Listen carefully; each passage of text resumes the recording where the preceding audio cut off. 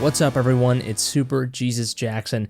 Today, I want to talk about Quentin Tarantino, one of the greatest filmmakers of all time. Of course, the likes of Django Unchained, Pulp Fiction, Inglourious Bastards, all kinds of great film and cinema that he has given to us.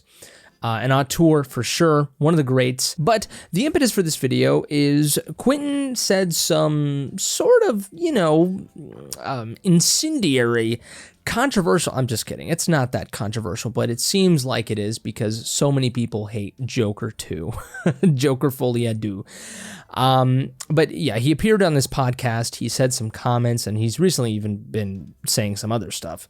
I don't agree with everything this guy says all the time, okay, but in this particular instance, I do agree with him, and a lot of people don't. But, if you're a follower of me, you know how much I loved Joker 2, how much I think the film ultimately worked, and a lot of the reasons that I think the film worked sort of align with Quentin Tarantino's view. So let's take a look at what Quentin said, we'll talk about it, and then you can let me know what you think in the comment section below. So this comes from Variety. Quentin Tarantino praises Joker 2 and says, Joaquin Phoenix gives one of the best performances I've ever seen in my life. It's an FU to comic book geeks and Hollywood by Zach Sharf.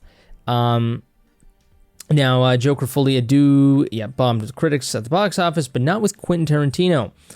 The filmmaker recently appeared on the Bret Easton Ellis podcast and raved over the divisive Joker sequel, which, as we all know, is just, it did not make its money at all. It's a complete box office bomb, which is just insane. I mean, had you asked me, do you think Joker 2 is going to bomb at the box office like 6 months ago, I would have been like, no, it's at least going to break even, but no, it totally bombed. So here is Quentin's part of what he said. Of course, now all of this, much like when people take the words from people out of a podcast, sometimes you got to listen to the podcast to get the context. But overall, Variety does use a lot of his quotes here to kind of, give more context to what Quentin is saying. But here he starts with, I really, really liked it, really a lot. Like tremendously. And I went to see it expecting to be impressed by the filmmaking, Tarantino said. But I thought it was going to be an arm's length intellectual exercise that ultimately I wouldn't think worked like a movie, but that I would appreciate it for what it is. And I'm just nihilistic enough to kind of enjoy a movie that doesn't quite work as a movie, or that's like a big giant mess to some degree. I agree, Quentin. I am very nihilistic. And I didn't find it an intellectual exercise. I really got caught up into it. I really liked the musical sequences. I got really caught up. I thought the more banal the songs were, the better they were. I find myself listening to the lyrics for once in my life in a way I never have before. I totally agree. Just when you think of, for once in my life, the way that you normally have thought of, and then you apply it, or you sort of think of the way that the movie used it, and the perspective of Arthur Fleck, it's just incredibly moving and incredibly genius, I think. But yes, film is very nihilistic. That's one of the things that some people have said, right, is that the film is just dreary and depressing, and it's just like, dude, so was the first film. There are plenty of people who are like, look, I don't mind depression and, dreariness, but just make it good, And to those people, and I'm just going to say it right now, to those of you who do not like the movie, but completely understand what it was trying to do and what it was going for, this video is not for you, okay? You don't need to be seeing this video, okay? Unless you're curious about my opinion and Quentin Tarantino's opinion. But, no, you're fine. If you didn't like it, you didn't like it. But there's so many people out there who, are just kind of being very stubborn and who don't really quite get the picture, don't really understand what the movie was really trying to do. But even so, if you find yourself in the camp where you truly don't like the movie, even though you understand, I don't know, maybe your mind will be changed. Probably not, just like my mind isn't changed by hearing people talk about how much they don't like the film and they didn't understand it. But let's keep going here. Tarantino compared Joker 2 to the Natural Born Killers story that he wrote.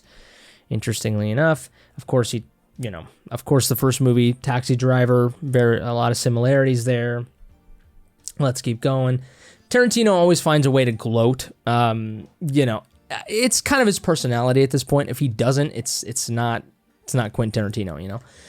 He's an interesting guy to listen to in interviews, and but you could clearly tell that sometimes he does have to insert something that he has done, one of his achievements, something like that. You could tell the guy has some ego, and that could be good or bad. I don't know him personally, but just from some of the interviews that I've read about him, but he seems like a great guy to have a conversation with, right?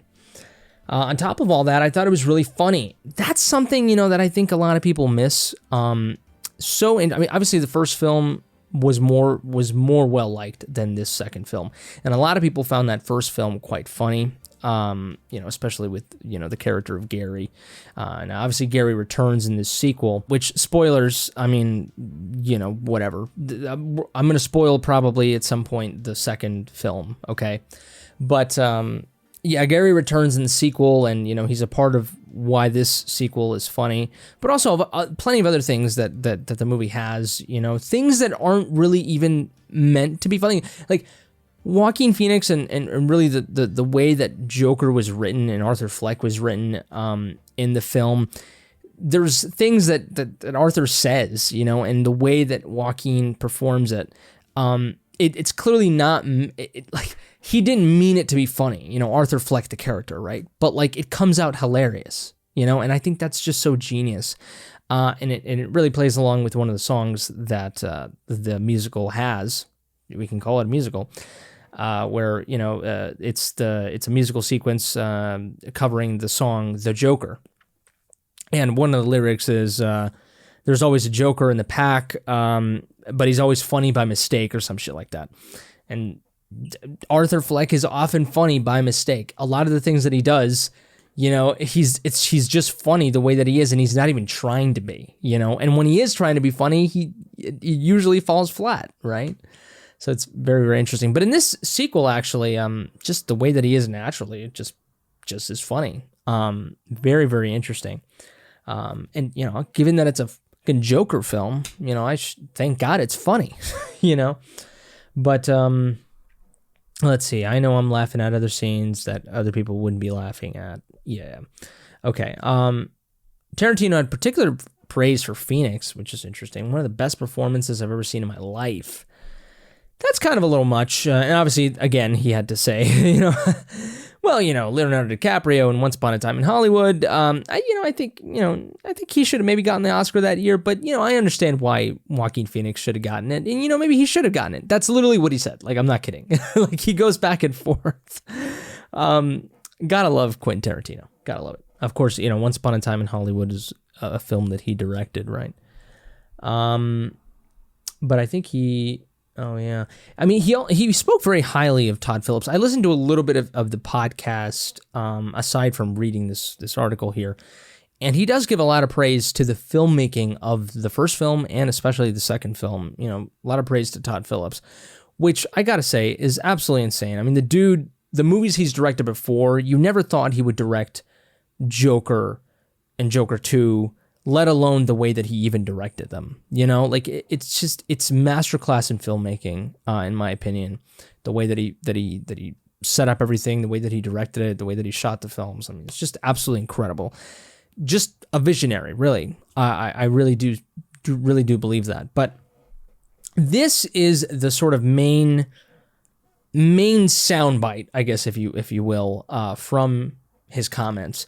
And this is the thing that really kind of, drew some controversy from a certain amount of people. The Joker directed the movie, the entire concept, even him spending the studio's money. He's spending it like the Joker would spend it all, right? Tarantino said. And then his big surprise gift, the Jack in the Box, when he offers you his hand for a handshake and you get a buzzer with 10,000 volts shooting you, is the comic book geeks. He's saying F you to all of them. He's saying F you to the movie audience, F you to Hollywood, F you to anybody who owns any stock of DC and Warner Brothers, and Todd Phillips is the Joker. Un film, the Joker, all right, is what it is. He is the Joker. This is what I think people don't understand fully, right, about Joker 2. And I think Quentin, it goes in line with some of the things I've said before in my previous video talking about, if you hate the movie, you fell into its trap, right? And And Quentin, I think, echoes a lot of that. And he really takes it, he doubles down on it, he goes the mile with it. Because the bottom line is this: Joker 2 is the most, okay, I don't want to hyperbole, but it is one of the most, you can make the argument, the most subversive comic book film, and not even comic book film, but like, just because it's using, DC material, it's a comic book film. But like, it is one of the most subversive comic book films to ever come out. Okay.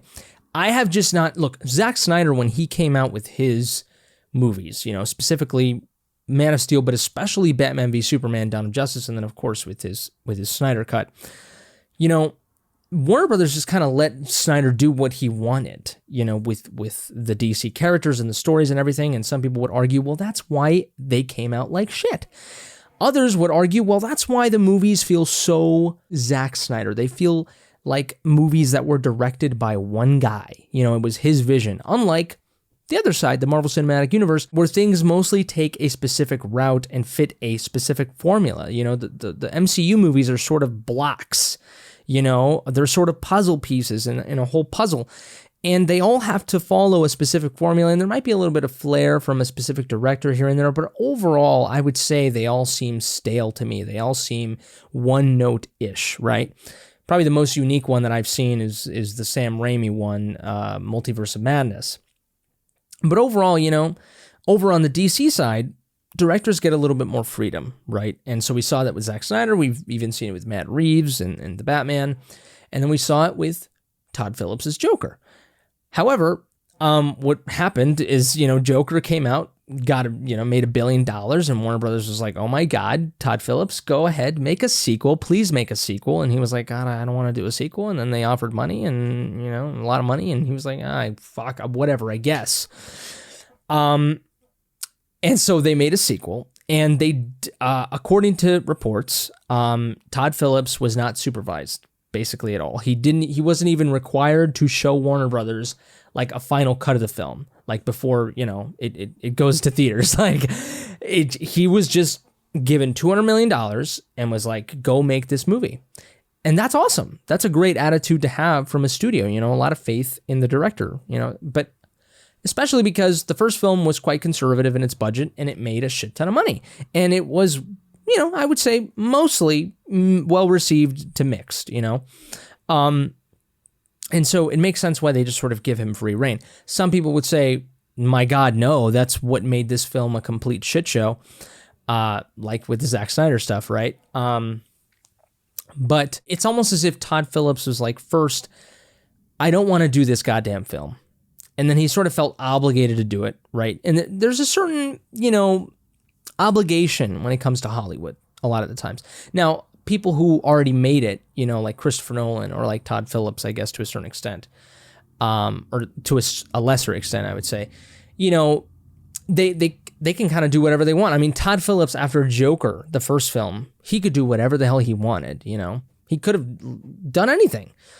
But, maybe he still felt like he had to prove himself or something. I don't know. I mean, he did have the Hangover movies in his belt, and those were hugely successful. But it'd been a while, since he made something of that impact up until Joker. Like, for example, I read recently that Sydney Sweeney agreed to star in Madame Web to get Sony to agree to do Anyone But You with Glenn Powell. And she was a producer in that film, I believe. So, you got to do a little bit of that quid pro quo, you know what I mean? And maybe it was this thing where Todd Phillips is like, God, okay, well, all right, fine, I'll do a sequel. But I think maybe there was a lot of, I don't know. This is the thing, we don't really know what went down. Ultimately, it's this thing where I'm sure a lot of money was presented and Todd was like, all right, But the thing about it is that, like, it's okay because he delivered. The interesting thing is that if you think about it in this way of like, what if he was like, well, I don't want to make a sequel, but if you're giving me free reign, you're giving me a shit ton of money, why don't I really have some fun? And he just went all out. He, like Quentin Tarantino said F you to absolutely everyone, right? Because, look, Warner Brothers has done some crappy things as a studio, you know what I mean? In terms of handling the DC universe, in terms of some of the things they did during the DC cinematic universe. shelving some films, releasing some films, whatever you want to say. Warner Brothers is not perfect. DC and Warner Brothers are not perfect, right? And so Todd Phillips here, literally doubling down, like Quentin said, becoming the Joker. He said, look, I don't really want to do a sequel. I did not want to do a sequel to the first film. The first film was perfect, but hey, you want me to do a sequel? Fine. I'm going to find a way to justify this sequel, right?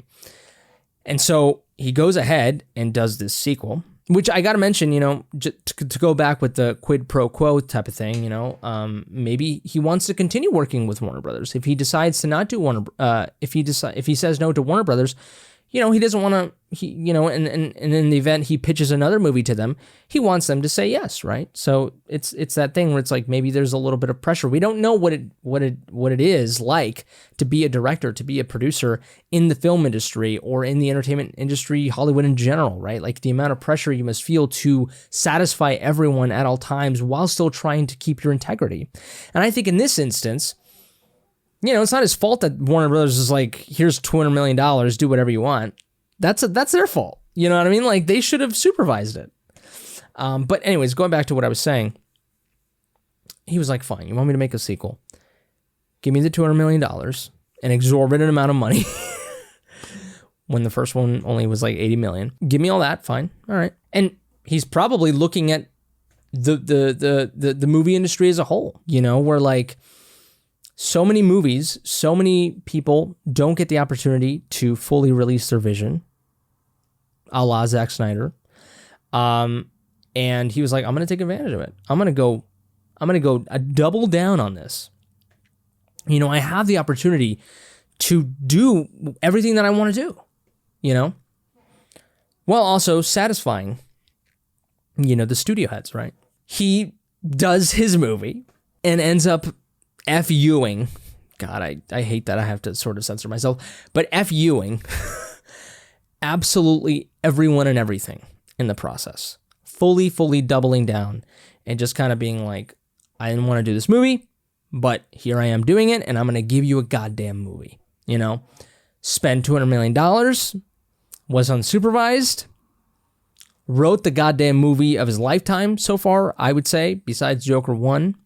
And, The Hangover 2, which a lot of people hated, but I love. So he's already saying F you to the studios, to their money. Absolutely taking advantage of his freedom as an artist. So he's already, doing that, giving the finger, to the studios and everything by doing that, because a lot of these studios want control, He makes the movie a goddamn musical, which, my God, if we know anything from the film industry, we know that musicals aren't necessarily the most profitable movies, okay? So he makes it a musical, but also it also ends up pissing off a lot of people, me included in the beginning. I was like, why the hell is it going to be a musical? But he made it into a goddamn musical, and God, can you imagine, like, a lot of these comic book fans, a lot of these superhero movie fans, they're not watching La La Land, you know what I mean? Like, they're not watching West Side Story. And to think that Joker 2, like, after they just loved Joker 1 and, Christopher Nolan's Batman and everything, and, like, can you, like, he was like, I'm going to give you a goddamn musical. Like, that's another FU. So I think that's what sort of Tarantino was trying to get at here, right? Was just, like, doing an FU to the comic bookies. And he's doing an FU to the sort of modern superhero cinema type of culture, right? Where everything is sort of formulaic, everything is kind of PC, everything is very just banal, just kind of surface level, not really that sophisticated, just kind of shallow filmmaking, to be perfectly honest, with a few exceptions. And so he was like, I'm going to just completely go the opposite, I mean, he did that with Joker 1, right? But here's the thing, is that he even subverted that. That's what this is what I'm saying, is where it gets so goddamn meta. But he says F you to the comic book geeks by making it a musical. But on top of it, he makes the main character of the film, Arthur Fleck, completely abandon the Joker character. because so many people wanted Joker 2 to be fully this embrace of the clown prince of crime and Harley Quinn, you know, that quintessential Harley Quinn Joker story. And, you know, people wanted that. People wanted that out of this film, and he did not give it to him. So oh my God. This is what I'm saying. It gets so goddamn meta because even the people who enjoyed the first film, he did in FU too. That's why so many people, when the movie came out, a lot of these critics were like, who is this movie for? People who liked the first film, I don't see you liking this film at all. If you hated the first film, you're definitely not going to like the second one. So it's like Todd Phillips found a way to sort of piss on every single person, you know, in every type of perspective that you can have. Like, it's absolutely incredible how subversive he ended up making this film. It's almost like he did it on purpose. You know what I mean? Like, he knew that at the end of Joker 2, people were going to be like, what the hell? This is it? You know, we didn't see Arthur Fleck's, you know, sort of descent into becoming more of the clown prince of crime that we all wanted him to become. It's a goddamn musical. The musical numbers don't work, as some people say, even though they did. And the end, we basically get a shoehorned Heath Ledger ending, which, to be fair, I am not one of those people that think that the psychopath that killed Arthur is Heath Ledger's Joker, or you know, a Heath Ledger type Joker, or he is the Joker. That's not it at all. Like, he is basically just a manifestation of the movement that Arthur Fleck Joker was, you know, was creating. You know, it is the climax, the epitome of that movement. That he goes so far, him slicing his, you know, his mouth, you know, to make the smile or whatever, doing that thing, right? That is the metaphor. That is the representation that Joker's movement, Arthur Fleck's movement, has outgrown him. That it has now become bigger than him. That they go as far as to fully go the full mile and make those scars on their mouths. That permanent smile. You know, like that's what that means, you know. Is that psychopath going to be the Joker? No. You know what I mean? Like, that's no. Even people who even thought that was the case, God, no. You gotta think. You gotta think, people. You gotta think. That's what I'm saying. Is like, he pissed off everyone. He said F you to every single person, you know? And I can tell you right now, when I finished watching Joker 2, I didn't know how to feel. I felt betrayed a little bit. I felt like, what does this movie have to say? And then I realized, God, because the first film was so filled with, you know, it was social commentary, and it was about the underdog, and it was about mental health and everything. This second film is still about all those things, you know, and it even adds some additional things too, about the hypocrisy and of culture and society, and how people love to sensationalize the very things that they abhor. You know, they're televising this trial of this psychopath, of this killer, you know, as they call him. And they're going to, you know, they're going to give him the death sentence, even though they love to televise his appearance and sensationalize him. And even though there's a lot of corruption and injustice in this in the system that they call, you know, so righteous. You know, they think that they're above, you know, Arthur Fleck, right? That they're so much higher, you know, but no. This world is specifically that world is a cesspool, you know, that breeded Arthur Fleck. You know, and these people are saying, oh, you know, that's not our fault. You know, and they're not able to open their minds to understand how someone could get to that point and why, you know? They're so quick to judge. And they don't have compassion, right? And so that's what the second movie was trying to say, you know, not overtly maybe, you know, or not as overtly as you would like, but I would say it's still incredibly overt. You just have to think. God, with the usage of the song, that's entertainment in the movie. So I felt conflicted when I watched that film. I totally did. And then when I realized this is a movie about Arthur Fleck, this is a tragedy. That was the point. It was supposed to be the antithesis of everything that we wanted Arthur Fleck to be, right? And that's what Harley Quinn's character was. It was a complete antithesis even to the first film. You know, the first film was the rise, the justification of Joker as a character. And then this second film is Arthur Fleck abandoning that character and being like, no, that's not right either. You know, it in so many ways, it fully gave everything that it fully gave everything to the haters of Joker 1, because some people who watch Joker 1 were like, no, I don't want to watch a movie that glorifies a killer, that makes me empathize with a killer, you know? And then this second film is a direct response. It's direct karma, direct consequence to the actions of the first film for Arthur. And then on top of it all, Arthur abandons the Joker character, you know, because he felt like it was the right thing to do and he wanted to have integrity and he didn't want to associate with himself with a destructive persona. Like, Arthur's a real person. If you hate the movie because he didn't become full-on Joker again, you're part of the problem. You're part of the reason why Arthur Fleck, think of it in a meta way, you're part of the reason why Arthur Fleck was depressed in Joker 2. You're part of the reason why he was conflicted. Because you wanted him to become something that he didn't want to be. If you were disappointed that the film wasn't like the first film, that it wasn't so, I don't know, as sophisticated as the first film, maybe you would like to think, well, boom, you're part of the problem too, because this film is really about Arthur.